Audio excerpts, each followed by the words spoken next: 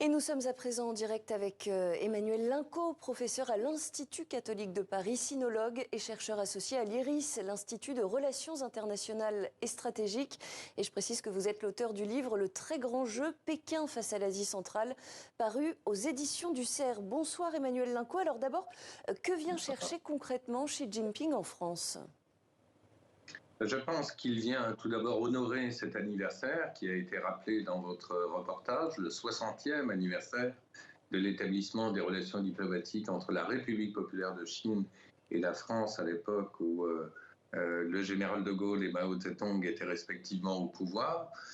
Et c'est surtout une façon, je pense, d'établir évidemment du lien dans cette période particulièrement trouble, en espérant, en tout cas du côté de l'Élysée, que Xi Jinping entendra la voix de la France dans son souhait de trouver des solutions pour une paix recouvrée entre l'Ukraine et la Russie.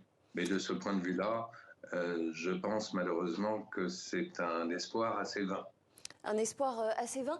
Avant de revenir justement sur cette question de l'Ukraine et de la Russie, pour la Chine, la France aujourd'hui peut être considérée comme un partenaire important ?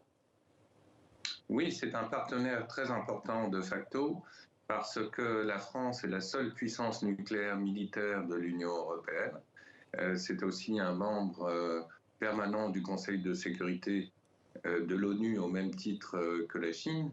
Donc de ce point de vue-là, je dirais d'un point de vue politique, la France a des atouts exceptionnels que n'a pas l'Allemagne, par exemple. En revanche, sur le plan économique, le rapport avec la Chine, comme vous l'avez rappelé dans votre reportage, est un rapport asymétrique. Emmanuel Linco, le président chinois, rencontrera donc demain Emmanuel Macron et vous avez commencé à nous en parler. La guerre en Ukraine devrait occuper, on le sait, une bonne partie des discussions.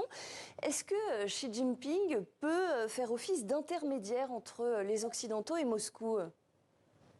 Il y a déjà quelques mois, Pékin a envoyé un ambassadeur extraordinaire, le dénommé Li Hui, pour visiter la plupart des capitales européennes, ainsi que Kiev et Moscou, et proposer un plan de paix. Et il y avait un point dans ce plan de paix particulièrement important qui rappelait l'attachement de la Chine à ne pas faire usage de l'arme nucléaire. En revanche, les autres points sont, je dirais, tout à fait inadéquates par rapport à la situation et révèlent par ailleurs, bien sûr, un renforcement de la relation entre Moscou et Pékin, et montre bien, par ailleurs, des contradictions que la Chine a du mal à assumer, parce que la Chine tient, comme vous le savez, farouchement au respect de la souveraineté des États. En revanche, eh bien, on attend effectivement un discours un peu plus radical, un peu plus franc de la Chine au sujet du Donbass ou au sujet de la Crimée. Or, ce discours n'est pas encore au rendez-vous. Et ça veut dire qu'on doit s'attendre, a priori, à ce que Xi Jinping réaffirme le soutien inébranlable de la Chine à la Russie ?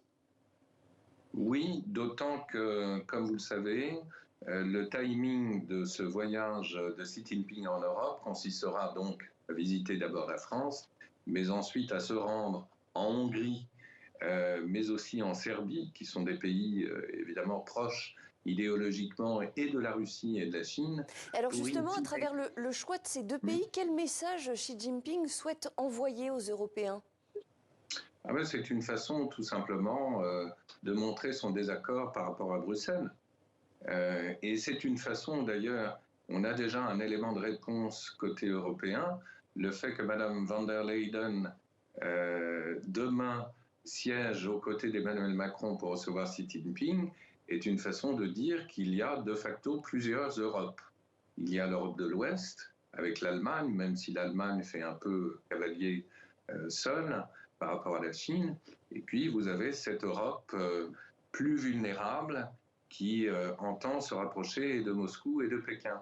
Et surtout, ce qu'il faut avoir aussi à l'esprit, c'est qu'à la mi-mai, une fois que Xi Jinping sera déjà rentré à Pékin, ce dernier recevra Vladimir Poutine dans la capitale chinoise. Donc je doute très sincèrement qu'à l'occasion de sa rencontre à partir de demain avec Emmanuel Macron, il se ravise sur ses positions par rapport à Moscou.